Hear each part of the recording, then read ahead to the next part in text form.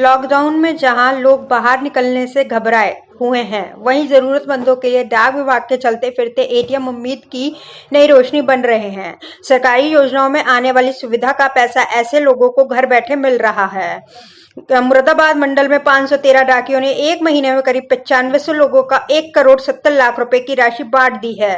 Mini ATM के जरिए लोगों को केवल थंब इम्प्रेशन देना पड़ता है। आधार कार्ड से लिंक के बाद जरूरतमंद लोगों का पैसा तत्काल उनके हाथ में मिल जाता है। कोरोना वायरस से बचाने के लिए सरकार को पूरे देश में लॉकडाउन का सहारा लेना पड़ा।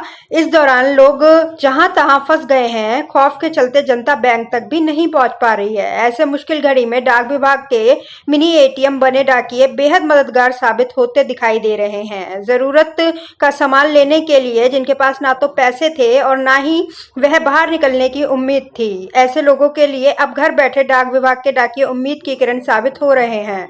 सरकारी योजना के तहत आई लोगों की राशि घर घर पहुंचाने का काम डाकियों के द्वारा बखूबी अंजाम दिया जा रहा है।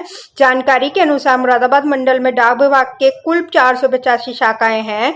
विभाग ने लोगों तक पैसा पहुंचाने के लिए डिवाइस लगी माइक्रो एटीएम मशीन 513 डाकियों को दी है। इसमें आधार कार्ड से लिंक होने के बाद मोबाइल पर ओटीपी के आधार पर डाकिये खाते के पैसे अदा करता है।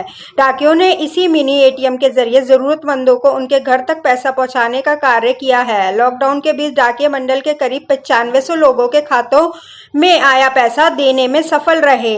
मनरेगा, उज्ज्वला, विधवा पेंशन, वृद्धावस्था पेंशन आदि विभिन्न योजनाओं में आई निधियों को पैसा दिया गया। मुरादाबाद से दानवीर सिंह की रिपोर्ट।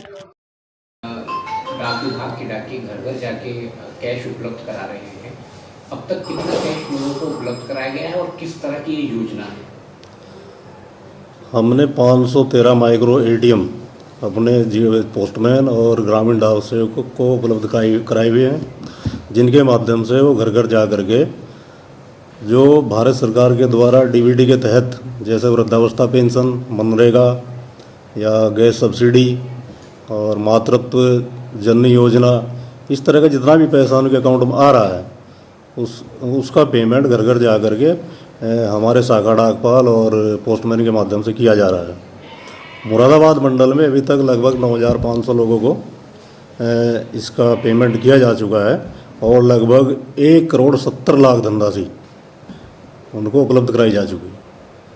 सर, ये क्रिया आगे भी चलती रहेगी? सर, ये प्रक्रिया अभी चलती रहेगी जब तक लॉकडाउन ही चल रहा है, तब तक तो चलेगी, उसके बाद भी ये जारी रहेगी।